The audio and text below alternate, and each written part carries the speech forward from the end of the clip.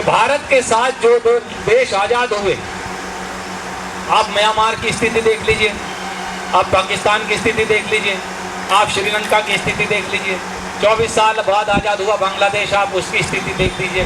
वहाँ आज तक भी लोकतांत्रिक संवैधानिक संस्थाएं उतनी मजबूत नहीं हो पाई हैं जितनी भारत के अंदर मजबूत हुई हैं, और यही इस देश की सबसे बड़ी ताकत। और पाकिस्तान पर 3 चीज़ें राज करती बताई गई हैं, एक अमेरिका, एक आर्मी और तीसरा अल्लाह। इन तीनों के कारण पाकिस्तान कौन सी धरती है? पाकिस्तान वो धरती है जो भारत का सबसे उपजाऊ क्षेत्र माना जाता था, पंजाब, उसका मैक्सिमम इलाका उस पाकिस्तान में मजबूत नहीं।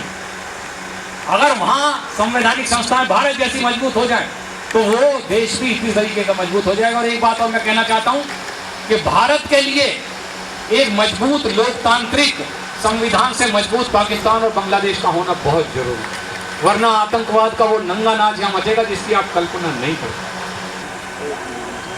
आज बाहर युवा मोर्चे के यादव जी और पूरे नाम मुझे याद नहीं है, इसलिए मंच पर बैठे हो बंधुओं, तो जिस तरह से ये छोटे 16 साल के 18 साल के बच्चे थे और चलता रहा है संगठन। बहुत सारे संगठन मैंने शहर में चलते देखे हैं, बहुत ज़ोरों से चलते देखे हैं, लेकिन एक छोटा बच्चों का चला हुआ संगठन छत, और मेरे विषय में मुझे अपना बड़ा भाई पे माना।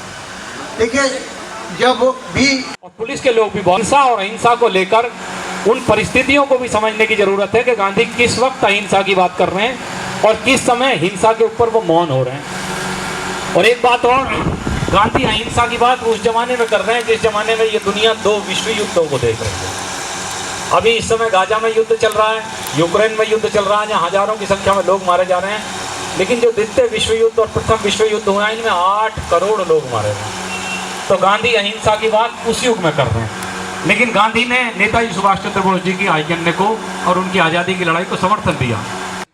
उनका जो भी कार्यक्रम होता है ये बहुत अच्छे तरीके से करते हैं और हर कार्यक्रम को एक बड़ा रूप देते हैं। आज से 36 साल पहले इस संगठन की स्थापना हुई थी और वैसा आज एक औपचारिक कार्यक्रम है स्थापना दिवस का, जिसमें हमारे साथी आए हुए हैं और पूरे 36 वर्ष में जो हमने कार्यक्रम किए हैं उनकी रिपोर्ट और भविष्य के लिए क्या योजनाएं हैं, वैसे इस पर चिंतन चर्चा है आज। मैं समझता हूँ 4 गोष्ठी का भी आयोजन आगे आने वाले कुछ वर्षों में बारे में भी हम अपनी पार्टी के विचार रखे जा रहे हैं। 5 सदस्यों को बस यही है कि शहीदों ने जो कुर्बानी दी है, कितनी कम आयु थी, कितने कम संसाधन उनके पास थे, कितने कम लोग उनके साथ थे, लेकिन फिर भी उन्होंने अपना संघर्ष जारी रखा और वो माहौल और वो परिस्थिति बनाई जिसकी वजह से इस देश को आजादी मिली। ताज़ा तरीन खबरों के लिए हमें सब्सक्राइब करें और हमारे बेल आइकन को प्रेस करना ना भूलें।